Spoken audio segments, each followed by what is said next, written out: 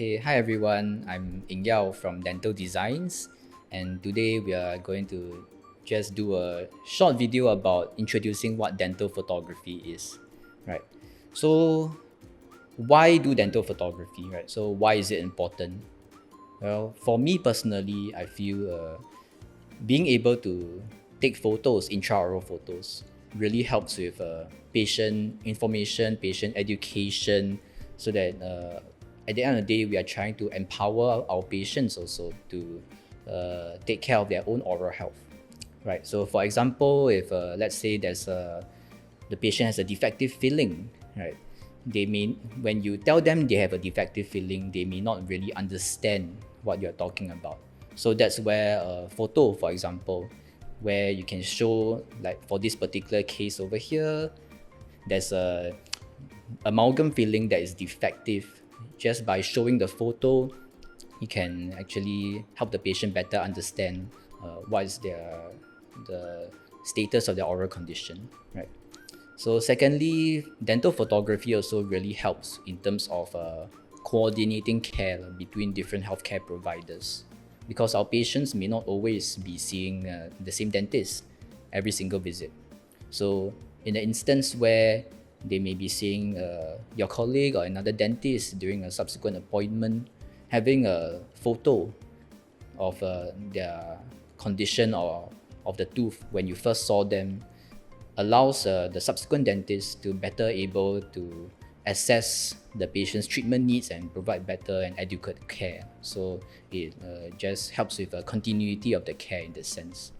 And lastly, dental photography also helps with documentation and long-term monitoring of the patient's oral condition. So let's say 2, 3, 4 years down the road, if you want to monitor the condition of the filling, if you had a photo of the condition a few years back, you can there's actually a point of comparison in the sense, so that you can actually make a more informed decision that is in the best interest of the patient regarding treatment.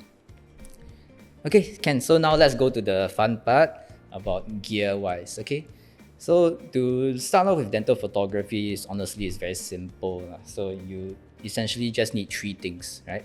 So you need a camera body, right? So this is my own personal setup. You need a camera body, you need a macro lens, right? So the difference between a macro lens and a normal lens is that macro lenses, they can focus much more closely into smaller objects like teeth, for example, right? And lastly, you'll need a flash.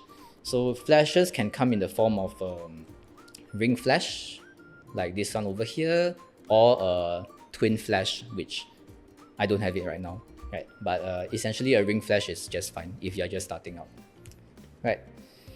So with the power of editing, this is the completed camera setup. Alright, okay, so now let's briefly talk about settings wise. So I'll overlay the settings that I use over here. But in general, just to go through very briefly, ISO, just the lowest that your camera can go, whether it be 100 or 160. Aperture, you want to set it at the largest number, which is f22, or for certain Nikon cameras, you can go up to f42, right? Shutter speed wise, I'll say go around 1/160 to 200. That range will be fine. White balance, definitely don't set it on auto white balance. You should manually set it to about 5300 Kelvin, right? And for me personally, I use manual focus rather than autofocus, and I turn on this setting called focus peaking on my camera to help with focusing in that sense.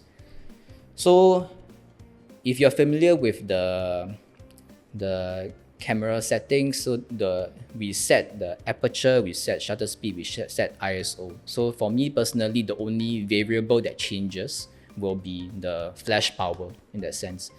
So depending on how close or far away I'm focusing from the inside of the mouth, and depending on how bright I want the image to be, I'll set dial up or down the flash power, right? So quite simple. Okay, so that's just a short introduction about dental photography and why it can be very important in terms of managing and providing treatment for our patients. Hope you found that helpful. Thank you.